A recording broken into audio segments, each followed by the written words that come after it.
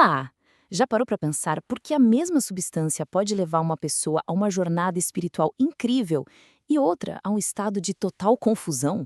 Pois é, nesta nossa conversa, a gente vai mergulhar fundo nessa teia que conecta química, cultura e, claro, a consciência. Essa aqui é a grande pergunta que vai guiar a gente. É um verdadeiro quebra-cabeça que nos obriga a olhar para além do óbvio, sabe?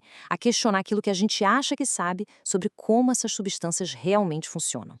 E para tentar decifrar esse enigma, vamos focar num exemplo que é fascinante: a ayahuasca, um chá psicoativo lá da Amazônia usado há séculos em rituais.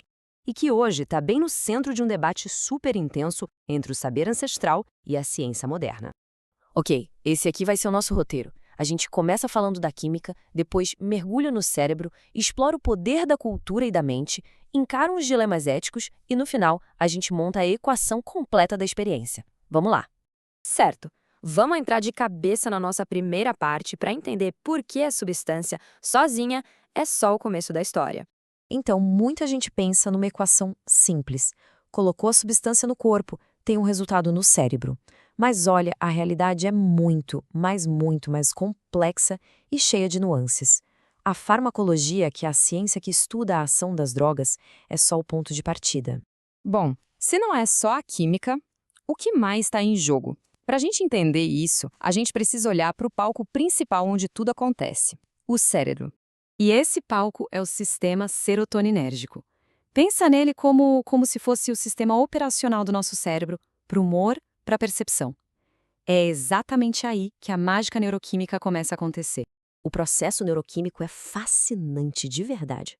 Quando a ayahuasca é consumida, seus compostos viajam até o cérebro e se encaixam, como uma chave numa fechadura, num receptor de serotonina muito específico, o 5-HT2A.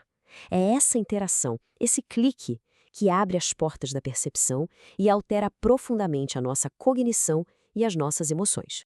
Agora, vamos dar um zoom out, sabe? Sair um pouco do cérebro para entender o cenário completo. Porque a neuroquímica, ela não acontece no vácuo.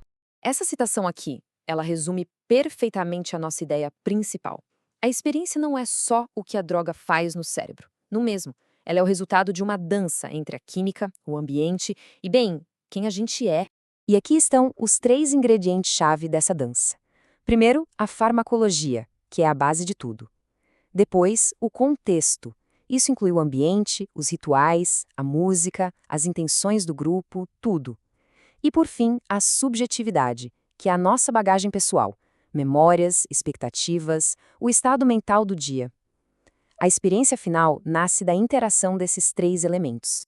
E claro, essa interação toda acaba criando questões éticas bem importantes, principalmente agora que esse conhecimento tradicional está encontrando a ciência moderna.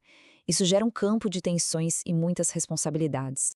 O interesse mundial pela ayahuasca e outras práticas parecidas cria um terreno ético bem delicado.